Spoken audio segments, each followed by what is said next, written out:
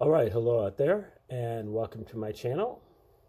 It's an educational channel, and we try to hip you to all kinds of great theories of everything, ancient and modern, mostly obscure, things that people spent their whole lives working on in obscurity, and they're in danger of being lost to history. Grand unified theories, all-encompassing theories, tour de forces, and magnum opuses from obscure sources in order to help you with your paradigm shifting, your awakening to 5D consciousness, your formation of a holistic worldview, and your quest for better spiritual, mental, and physical health, including your freedom and sovereignty. And today is our 24th video that we've done on the book called The Dead Sea Scrolls Deception by Michael Bajent and Richard Lee. Came out in 1991, and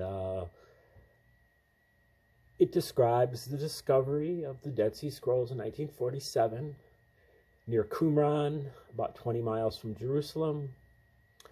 And over the course of about 10 years, they discovered about 800 different books, or at least fragments thereof, and a lot of them were books of the Old Testament.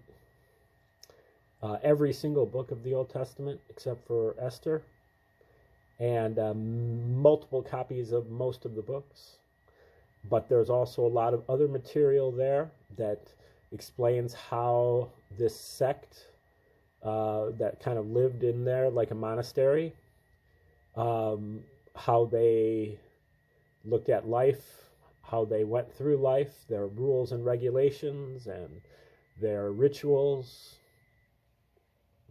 And a lot of that stuff is quite explosive because much of the language that's used by this sect at Qumran echoes or precedes the language that is used in the Gospels. And so there's quite a good chance that whoever wrote the Gospels was aware of these people. And right now, we're talking about in a chapter that, so the deception part of the Dead Sea Scrolls deception is that the custody of these scrolls was basically given to this group called the International Team of mostly Catholic priests who were tasked with deciphering and translating and disseminating, cataloging all of this stuff. And as they started their work, they realized that a lot of these scrolls said things that they didn't believe in, that were the opposite of what they believed in, that were embarrassing to them as Catholic priests. And so they began to kind of censor the voices of the people that wrote these scrolls, and stalled and kicked the can down the road and put out a few books that were on very kind of mostly irrelevant aspects of the scrolls, which turned out to be the stuff that was the copies of the Old Testament text, which were very similar to the copies that were already known. They also tried to distance this group from any connection with the New Testament whatsoever. And so now we're in chapter 12 or 13, and it's on the Acts of the Apostles. So this right now he's talking about Paul, and that Paul is more or less an agent to kind of hijack these teachings and move them over into a completely different place from where Jesus' brother James and Peter as well were, kind of what they were espousing was much more similar to the Dead Sea Scrolls than what Paul was talking about. But if you read Acts, which is supposed to have been written by Luke, the author of the third gospel, Luke only looks at it from Paul's point of view. So we'll start it up right here. Paul pays lip service to the leadership. He still, at this point, needs their endorsement, not to legitimize his teachings, but to legitimize and ensure the survival of the communities he has founded abroad. He is already, however, bent on going his own way. He embarks on another mission of travel and preaching, punctuated, this is Acts 18:21, and by another visit to Jerusalem. Most of his letters from this period between 50 and 58 AD. It is clear from his letters that he has, by that time, become almost completely estranged from the leadership in Jerusalem and from their adherence to the law. Now, incidentally, they're using these dates for Paul's epistles in the 50s, but I'm under the impression that the only reason that they assigned these early dates to Paul's epistles is because it's clear in them that he doesn't know anything about the Gospels, and he shows that he is unaware of what has been written in any of the other Gospels, and so they just assume that he wrote before they did. I don't know that there's any other evidence. I could be wrong about that, and so let me know if I am. It is clear from his letters that he has, by that time, become almost completely estranged from the leadership in Jerusalem and from their adherence to the law. In his missive to the Galatians, approximately 57 AD, it's like where they get that, I don't really know. He alludes scathingly to these people who are acknowledged leaders. Not that their importance matters to me. His theological position has also deviated irreparably from those who adhere rigorously to the law. In the same letter to the Galatians, he states that faith in Christ, rather than fidelity to the law, is what justifies us, and no one can be justified by keeping the law. Writing to the Philippians in chapter 3, verse 9, he states, I am no longer trying for perfection by my own efforts, the perfection that comes from the law. These are the provocative and challenging statements of a self-proclaimed renegade. Christianity, as it will subsequently evolve from Paul, has by now severed virtually all connection with its roots, and can no longer be said to have anything to do with Jesus, only with Paul's image of Jesus. By AD 58, Paul is again back in Jerusalem, despite pleas from his supporters, who, obviously fearing trouble with the hierarchy, have begged him not to go. Again, he meets with James and the leadership of the Jerusalem community. Employing the now familiar Qumranic formulation, they express the worry they share with other zealots of the law that Paul, in his preaching to Jews living abroad, is encouraging them to forsake the law of Moses. It is, of course, a justified accusation, as Paul has made clear in his letters. Acts does not record his response to it. The impression conveyed is that he lies, perjures himself, and denies the charges against him. When asked to purify himself for 7 days, thereby demonstrating the unjustness of the allegations and his continued adherence to the law, he readily consents to do so. A few days later, however, he again runs foul of those zealous for the law,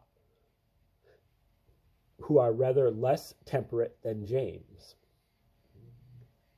On being seen at the temple, he is attacked by a crowd of the pious.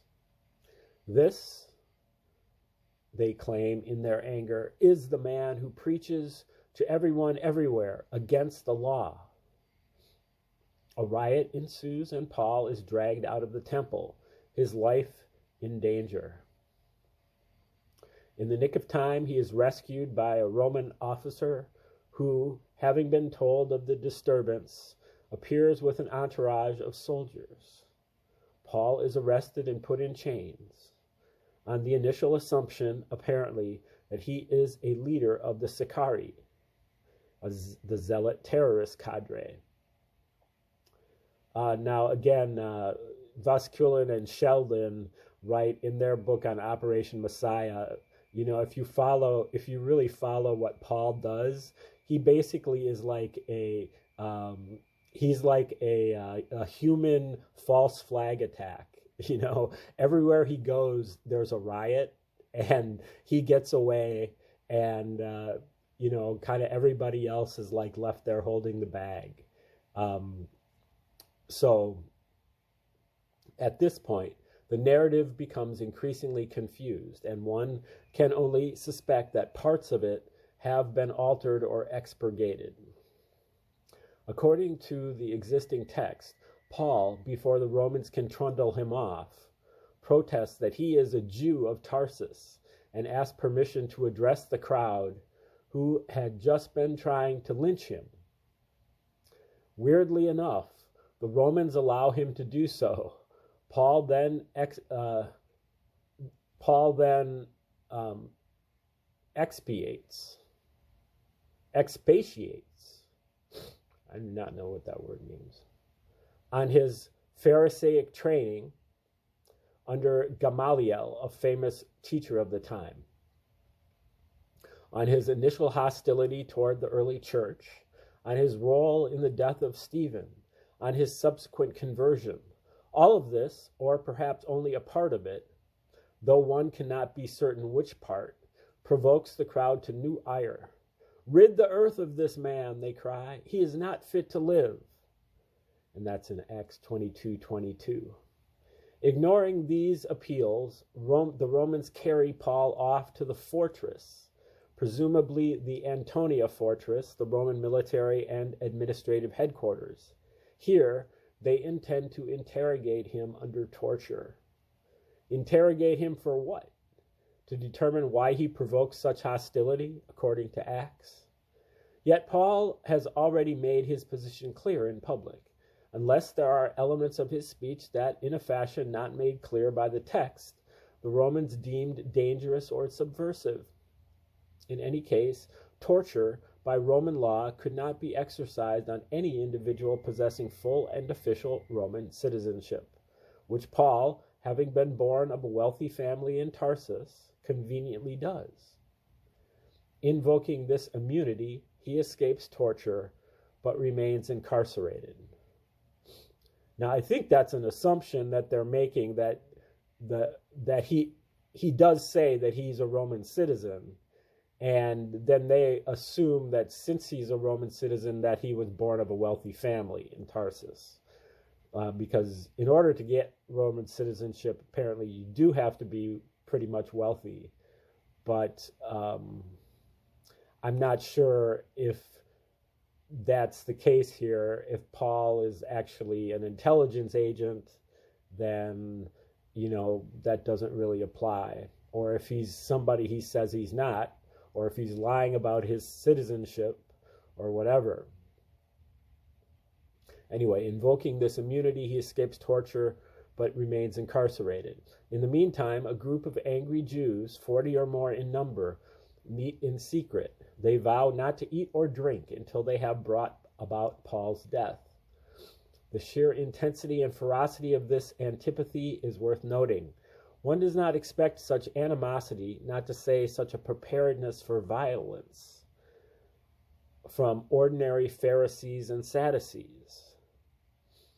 Those who display it are obviously zealous for the law, but the only such passionate adherents of the law in Palestine at the time were those whose sacred texts came subsequently to light at Qumran. Thus, for example, Eisenman calls attention to a pivotal passage in the Damascus document, which declares of a man that if he transgresses after swearing to return to the law of Moses with a whole heart and soul, then retribution shall be exacted from him. How can the violent action contemplated against Paul be reconciled with the later popular image put forward by the consensus of placid, ascetic, quietist Essenes? The clandestine conclave, the fervent vow to eradicate Paul, these are more characteristic of the militant zealots and their special assassination units, the dreaded Sicarii. Here again, there is an insistent suggestion that the zealots, on the one hand, and the zealous for the law at Qumran, on the other, were one and the same. Whoever they are, the would-be assassins, according to Acts, are thwarted by the sudden and opportune appearance of Paul's hitherto unmentioned nephew, who somehow learns of their plot. This relative, of whom we know nothing more, informs Paul and the Romans. That night, Paul is removed for his own safety from Jerusalem. He is removed with an escort of 470 troops, 200 infantry under the command of 2 centurions, 200 spearmen, and 70 cavalry. Yeah.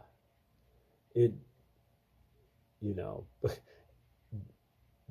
that sounds like a false flag, obviously. He is taken to Caesarea, the Roman capital of Judea, where he appears before the governor and Rome's puppet king Agrippa.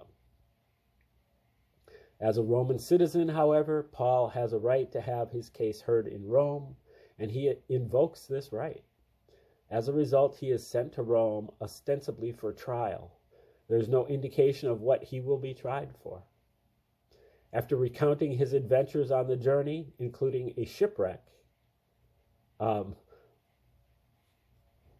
Acts ends, or rather, it breaks off, as if the author were interrupted in his work, or as if someone had removed the original ending and inserted a perfunctory finale instead. There are, of course, numerous later traditions that Paul was imprisoned, that he obtained a personal audience with the emperor, that he was tried, that he was freed and went to Spain, that Nero ordered his execution, that he encountered Peter in Rome or in prison in Rome, that he and Peter were executed together. But neither in Acts nor in any other reliable document is there a basis for any of these stories. Perhaps the original ending of Acts was indeed excised or altered. Perhaps Luke, the author, simply did not know what happened next, and not being concerned with aesthetic symmetry, simply allowed himself to conclude lamely. Or perhaps, as Eisenman has suggested, and this possibility will be considered later, Luke did know, but deliberately cut short his narrative, or was cut short by later editors in order to conceal his knowledge. The last sections of Acts, from the riot inspired in the temple on, are muddled, confused, and riddled with unanswered questions. Elsewhere, however, Acts is ostensibly simple enough. On one level, there is the narrative of Paul's conversion and subsequent adventures, but behind this account looms a chronicle of increasing friction between two factions within the original community in Jerusalem, the early church. One of these factions consists of hardliners who echo the teachings of Qumranic texts and insist on rigorous observance of the law. The other, exemplified by Paul and his immediate supporters, want to relax the law and, making it easier for people to join the congregation, to increase the number of new recruits. The hardliners are less concerned with numbers than with doctrinal purity, and seem to have only a cursory interest in events or developments outside Palestine, nor do they display any desire for an accommodation with Rome. Paul, on the other hand, is prepared to dispense with doctrinal purity. His primary objective is to disseminate his message as widely as possible and to assemble the largest possible body of adherents. In order to attain this objective, he goes out of his way to avoid antagonizing the authorities and is perfectly willing to come to an accommodation with Rome, even to curry favor. The early church, then, as it appears in Acts, is rent by incipient schism, the instigator of which is Paul. Paul's chief adversary is the enigmatic figure of James, the Lord's brother. It is clear that whenever he says the Lord's brother, that's in quotes. It is clear that James is the acknowledged leader of the community in Jerusalem that becomes known to later tradition as the early church, also in quotes. For the most part, James comes across as a hardliner, though he does, if Acts is to be believed, display a willingness to compromise on certain points. All the evidence suggests, however, that even this modest flexibility reflects some license on the part of the author of Acts. James could not, obviously, have been excised from the narrative. His role, presumably, would have been too well known. In consequence, he could only be played down somewhat and portrayed as a conciliatory figure, a figure occupying a position somewhere between Paul and the extreme hardliners. In any case, the subtext of Acts reduces itself to a clash between two powerful personalities, James and Paul. Eisenman has demonstrated that James emerges as the custodian of the original body of teachings, the exponent of doctrinal purity and rigorous adherence to the law. The last thing he would have had in mind was founding a new religion. Paul is doing precisely that. Paul's Jesus is a full-fledged God, whose biography, miracle for miracle, comes to match those of the rival deities with whom he is competing for devotees. One sells gods, after all, on the same marketing principles that obtain for soap or pet food. By James's standards, indeed, by the standards of any devout Jew, this, of course, is blasphemy and apostasy. Given the passions roused by such issues, the rift between James and Paul would hardly have been confined, as Acts suggest it was, to the level of civilized debate. It would have generated the kind of murderous hostility that surfaces at the end of the narrative. In the conflict between James and Paul, the emergence and evolution of what we call Christianity stood at the crossroads. Had the mainstream of its development conformed to James's teachings, there would have been no Christianity at all, only a particular species of Judaism which might or might not have emerged as dominant. As things transpired, however, the mainstream of the new movement gradually coalesced during the next 3 centuries around Paul and his teachings.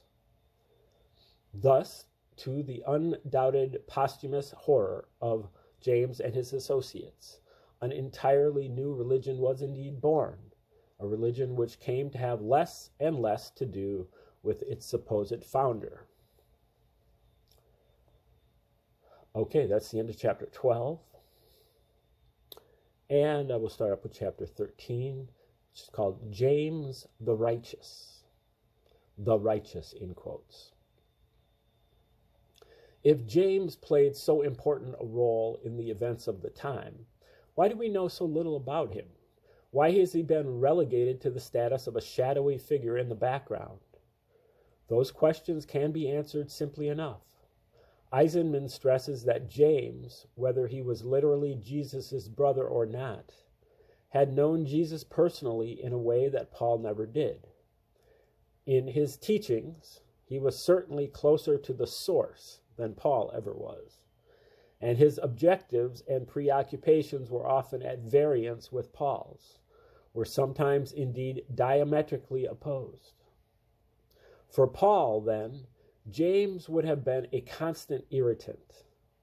With the triumph of Pauline Christianity, therefore, James's significance, if it couldn't be obliterated completely, had at the very least to be diminished.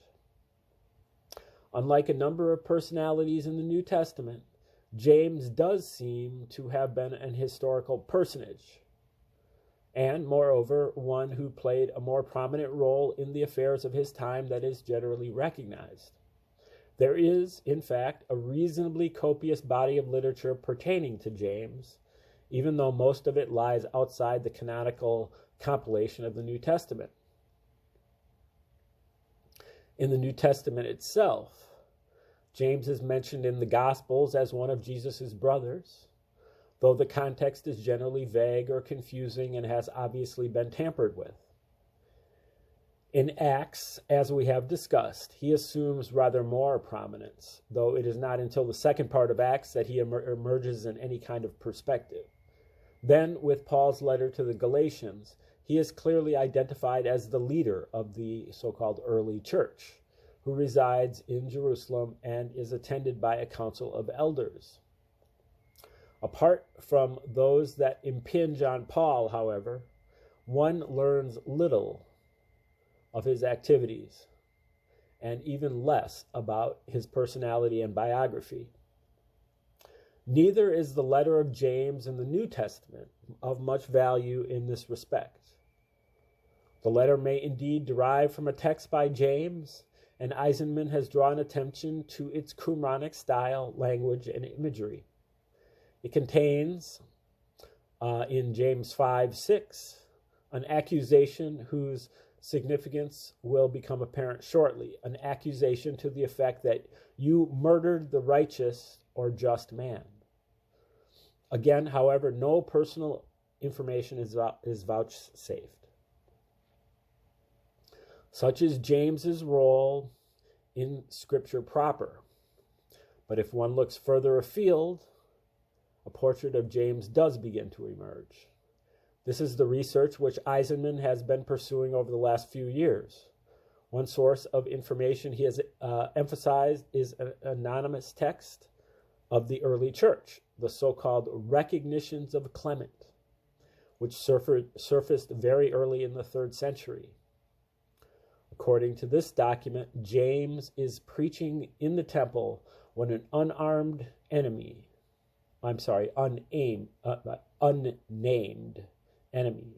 accompanied by an entourage of followers, bursts in. The enemy taunts James' listeners and drowns out his words with noise, then proceeds to inflame the crowd with revilings and abuse, and, like a madman, to excite everyone to murder, saying, "What do ye? Why do ye hesitate? O sluggish and inert, why do we not lay hands upon them and pull all these fellows to pieces?" End quote. The enemy does not confine himself to a verbal assault. Seizing a brand of wood, he begins to flail about with it at the assembled worshippers, and his entourage follows suit. A full-scale riot ensues.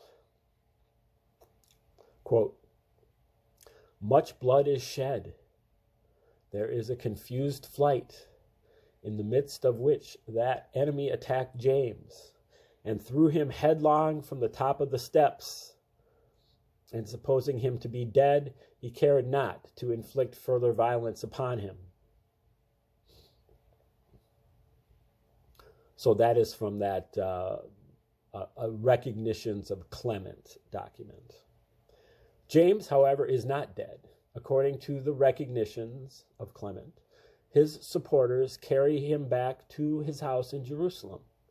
The next morning before dawn, the injured man and his supporters flee the city, making their way to Jericho, where they remain for some time, presumably while James convalesces.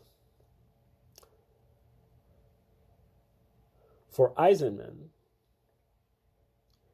this attack on James is pivotal. He notes the parallels between it and the attack on Stephen as recounted in Acts. He suggests that Stephen may be an invented figure to disguise the fact that the attack, as Acts could not possibly have admitted, was really directed at James.